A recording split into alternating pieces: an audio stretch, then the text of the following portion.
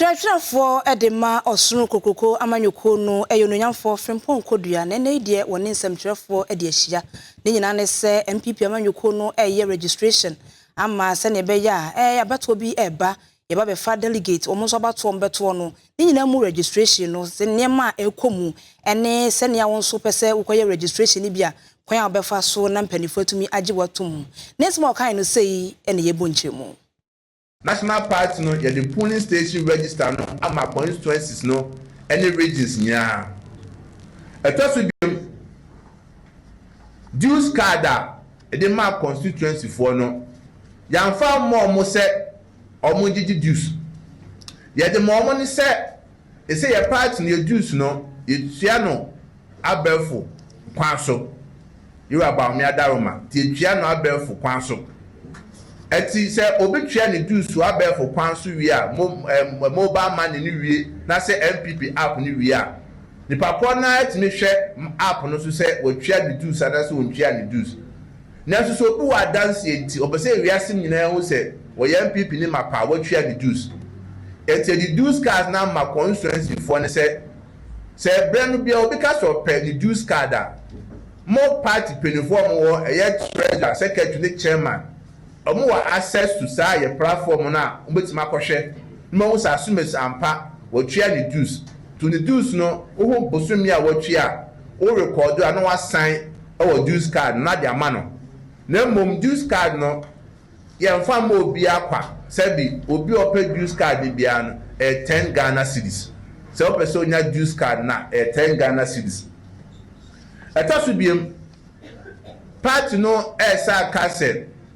obi a betime anya akonya se obeto yaba ni bi na se obetime gina o NPP internal elections no ese wutwa odus enti code a editwa dues no star 920 star 270 hash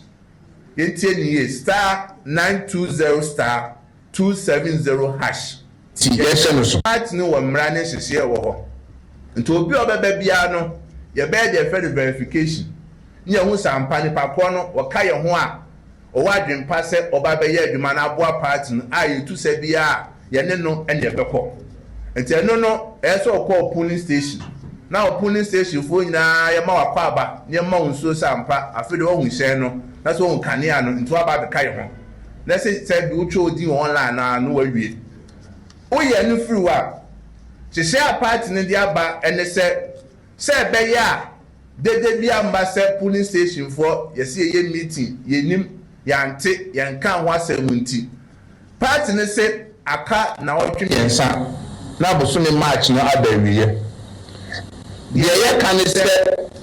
14th and 15th 21st and 22nd 28th and 29th ni nanu eye memeda eni kosiada party pay for more constituencies no more electoral area more polling stations no side that way you close wo between 2 to 5 p.m. say your polling station meetings that party for na meetings so say course of be to aba no polling station hot be obi ato aba no ho na abeko the party no esa can say your constituency bu ha e bia kuaye befo enti omo eda bia omo nkofu mu officer akonya da o say sa da na omo nkofu mu no omo timi aye membership registration